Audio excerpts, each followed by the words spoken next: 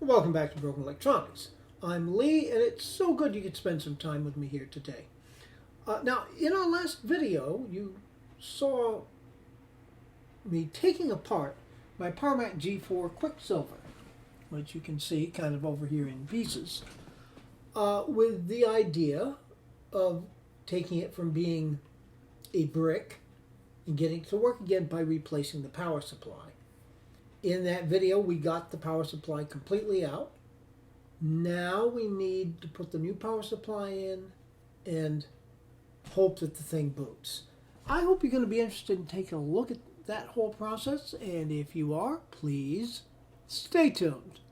Now, the first thing you're going to do, once you've got a machine apart like this, is give it a clean.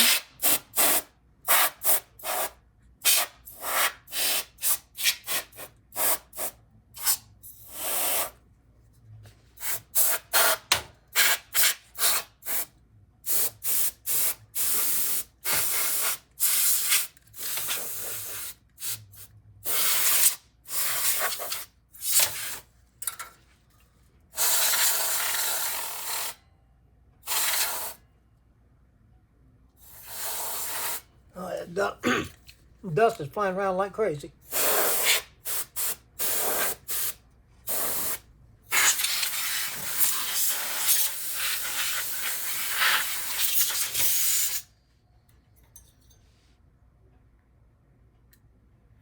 Oh, these cans get cold. Get in there, little straw.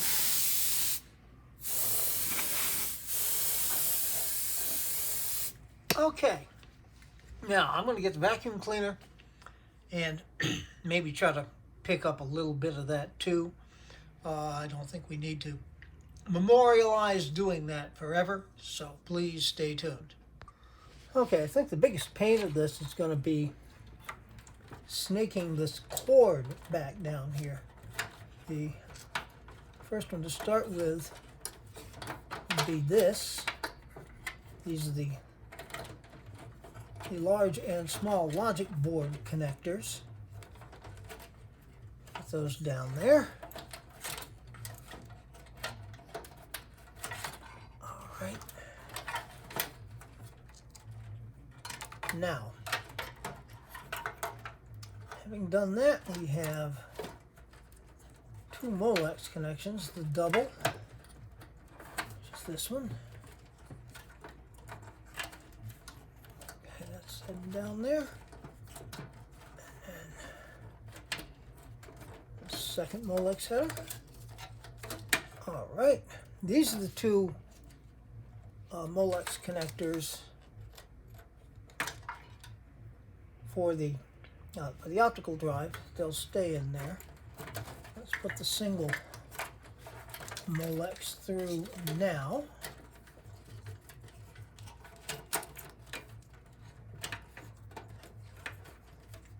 All right, that's all going through there. Okay.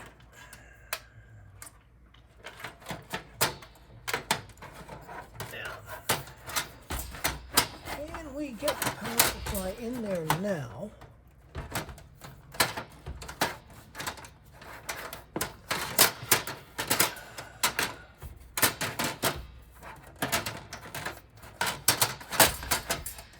Gets in. Now we need to try to get, let's see. Can that go through? Yes, it can. Okay. And we have there we go. We do have our fan connector in there too. And we're pretty much in place, sort of. Put that down there.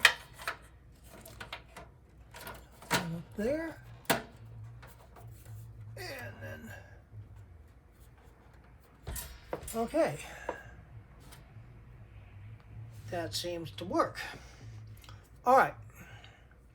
Now, in the interest of trying to put the screws back in reverse order, I have got the 3 from the grate on the back of the machine, so we need to work our way through here. That actually got back in a little more easily than I was expecting it to. We're going to work our way back in and do those screws, so please stay tuned. I think I may have this angled a little bit better. You can see the screw holes there, there, and there.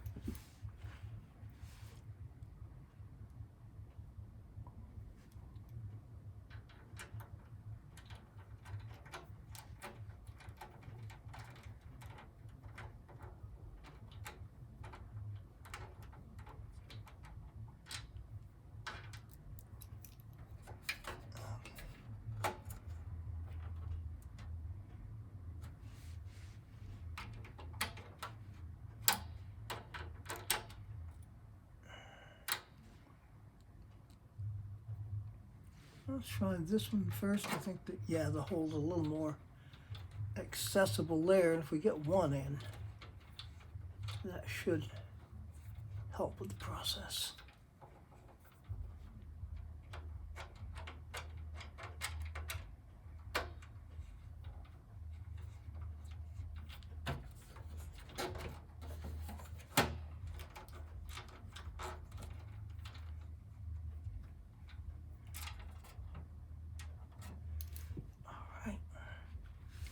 That didn't work. Maybe here.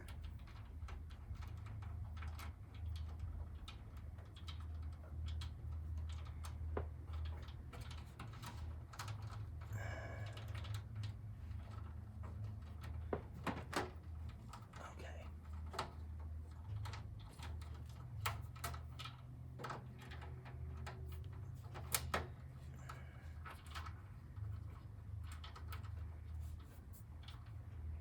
All right, that helped. Yeah, what was happening was my effort to turn the screws was simply pushing the whole power supply back. All right. Now I hope that with one in place, the others will.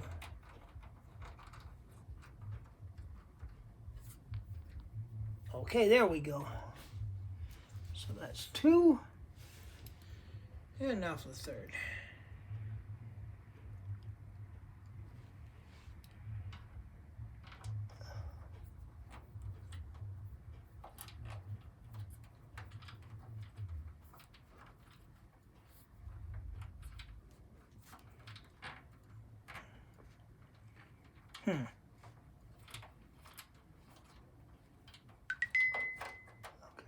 Let's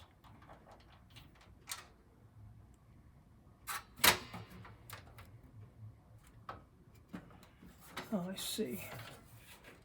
Okay, it's not.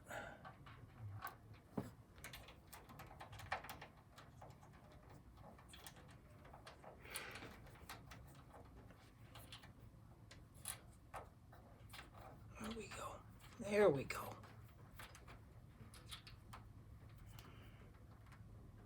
All right. That's in there. That's in there.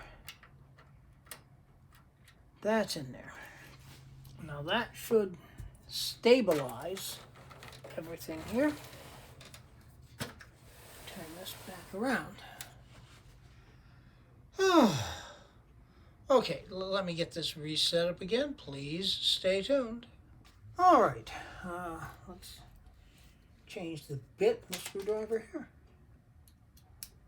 We're back to the Phillips. Now we've got 3 screws here. We do not need to put, the screw in that was holding the cables, because that has been replaced there.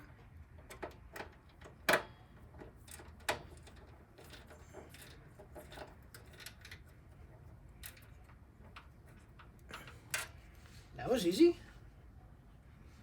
All right.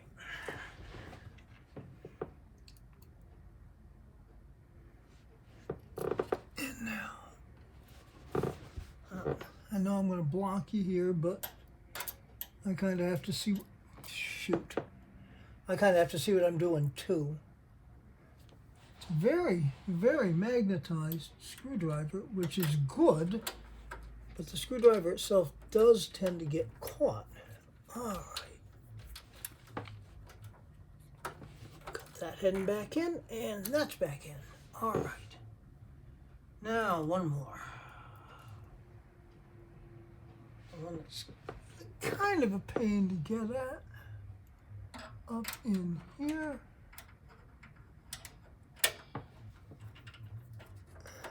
And that didn't work. Oh, man.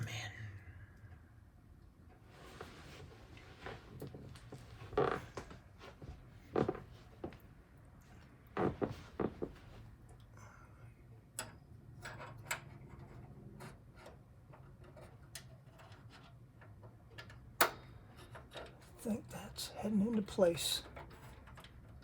I can feel it tightening.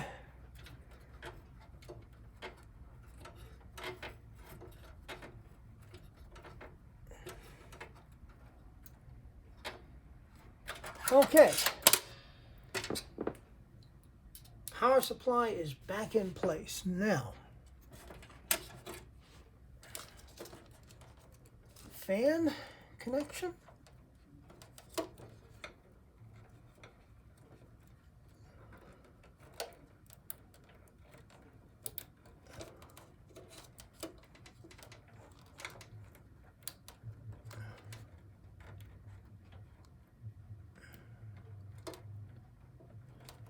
Let's take a look at that. Yeah, I think it needs to go this way.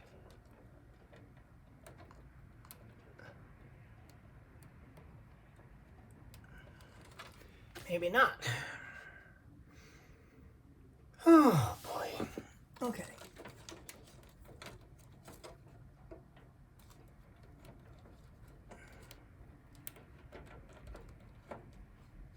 Is that going in?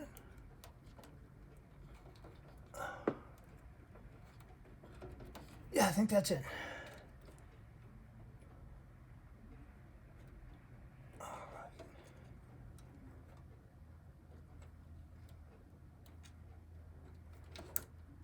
No, maybe it isn't. Okay, look, I'm going to fuss with this off camera. Please stay tuned. And, of course, the instant I shut the camera off and took a good look at it, it immediately became clear. All right. Put in the small connector logic board first, and the big one. Okay, that's all connected.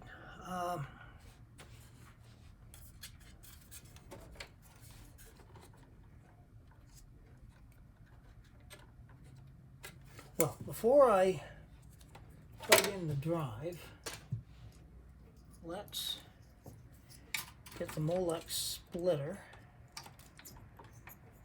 in order.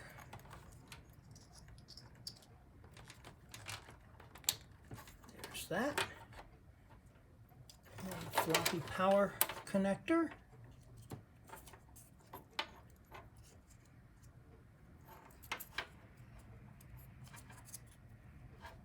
Which will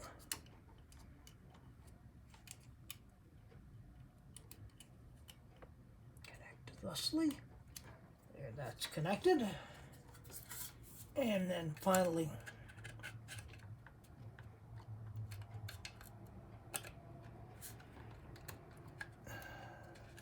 the SSD itself, which can happily sit in there. As I mentioned in past videos, my experience has been, if you secure these down, the adapters, the IDE to SATA adapters, have a tendency to unsecure themselves. All right. And now, I'm going to move this guy down to here. I think we've got, I don't think we really need both of these adapters on here.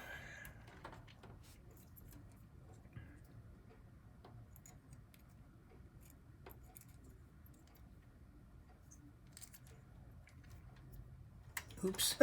Yeah, of course. All right. Connect that there. Thusly. Okay. And we should be able to get that over there and then be able to put in 2 other cards there, leaving for the nuts at any rate this one blank. All right. Now the boot drive.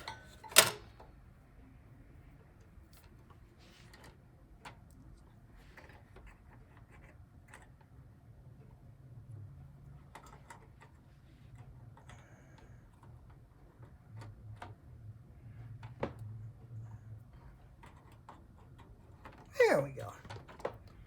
All right, try to snake that in there. Okay. Now the pain.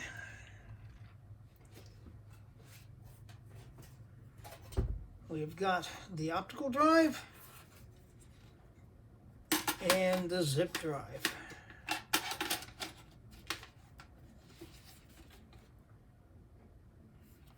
Put that back together. All right. What I'll try doing first of all is connecting Molex power.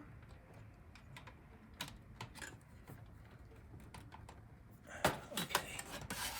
Take that out because this was a pain to take out, and it's being an equal pain to go back in. Is that in all the way?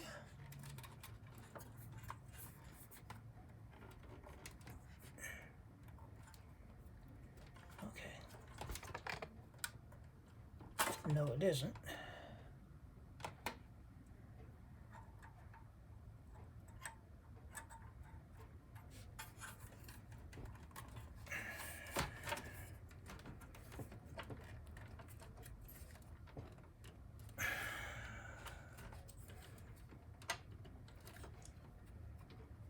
I am just as glad that Molex seems to have disappeared from the face of the earth. All right, now.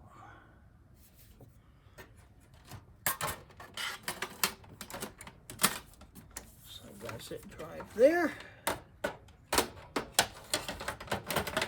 Put this up here. And get the Molex in for the DVD. That was a good deal easier. So much easier that it gives me further.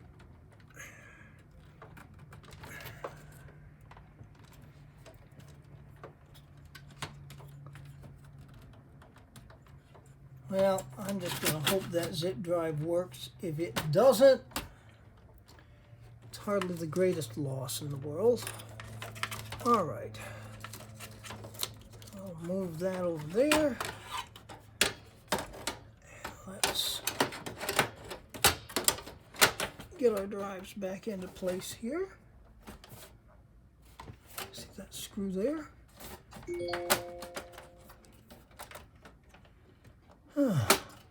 Okay, this is going to be another off-camera thing, so please stay tuned. Okay, well, it should be back in. About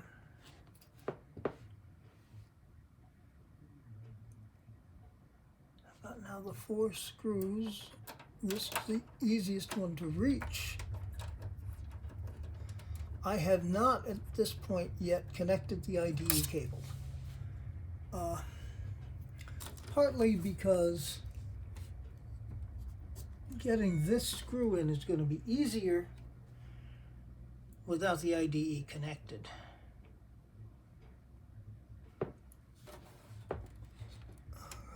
Shoot.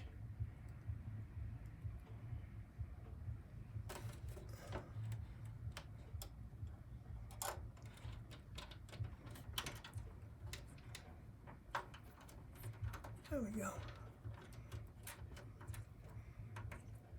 That's in there tight. Now I think maybe at this point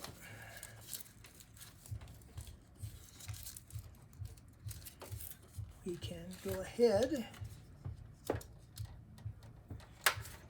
and connect IDE to the zip drive.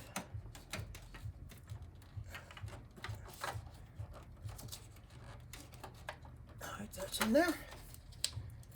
And the DVD.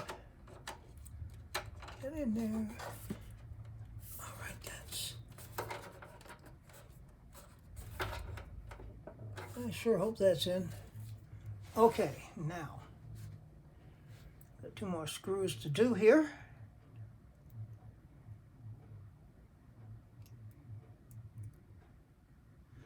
All right. This one is pretty easy.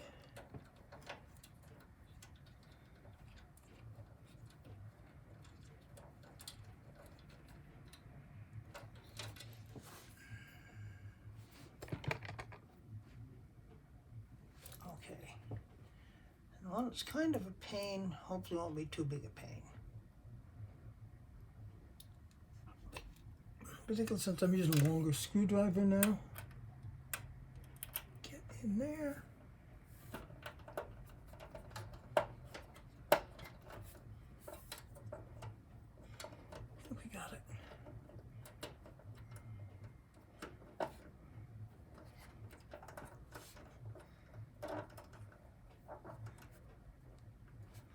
Okay. And that's tightening up. All right. All right. Now my only real concern is, did the Molex actually get connected properly to the zip drive? Not that the zip drive would be a huge loss, but it's there. It'd be nice to keep it. We've got the Leopard drive, get Tiger and OS 9. All right.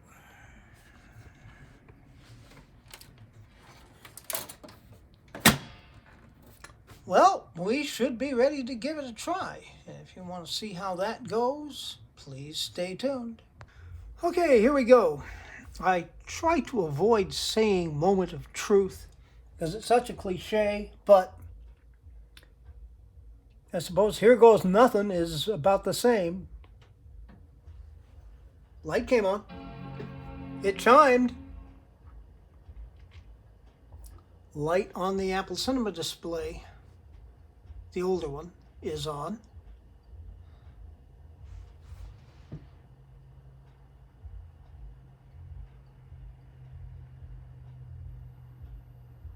Okay, we have video. This is looking positive. Okay, it's booting at OS 9, which is, having been apart and unplugged and various things, that's not that surprising.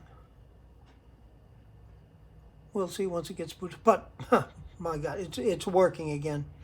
I am so glad. I love this machine. I didn't want to face basically having to buy another one.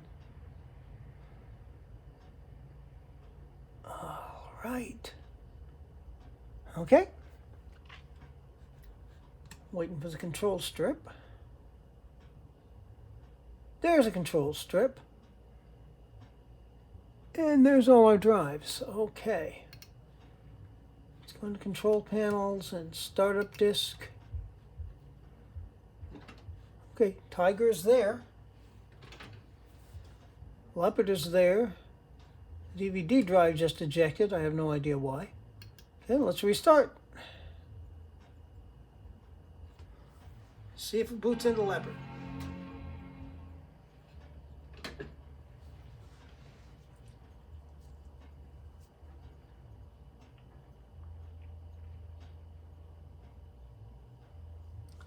And it should. I basically installed Leopard in this machine back when it was a 733 megahertz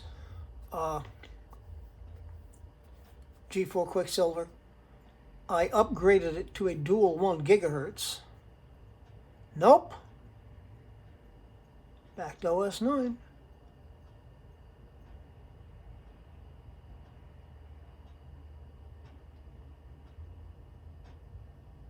Okay, that's a little surprising.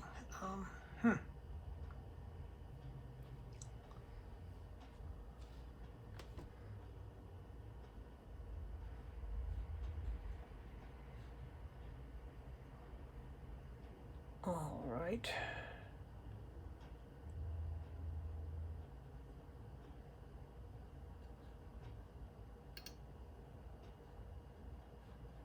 So I'm just going to shut it down. And from there, let's try to boot it up into the boot manager.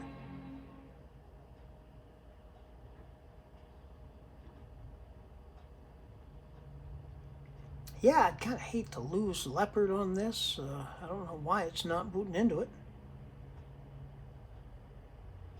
But as I say, it's working. Okay, we've got the boot manager. We've got OS 9, Tiger, and Leopard, the 3 operating systems installed on this machine. Waiting to get my cursor arrow.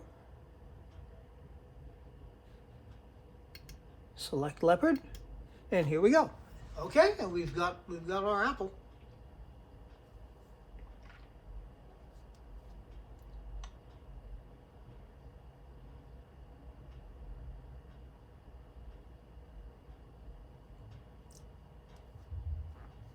Interesting to see it boot into OS 9.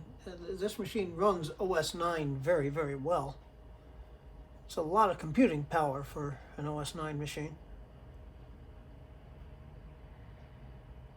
All right.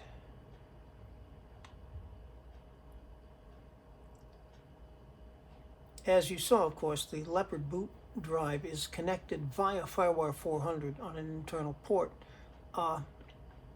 which I added with a PCI card. All right. And here we go. We've got our Aurora backdrop, and we have Leopard. Oh my God. Okay, about this Mac. We still have our dual 1 GHz PowerPC G4 with a 1.5 gigabytes of SD RAM.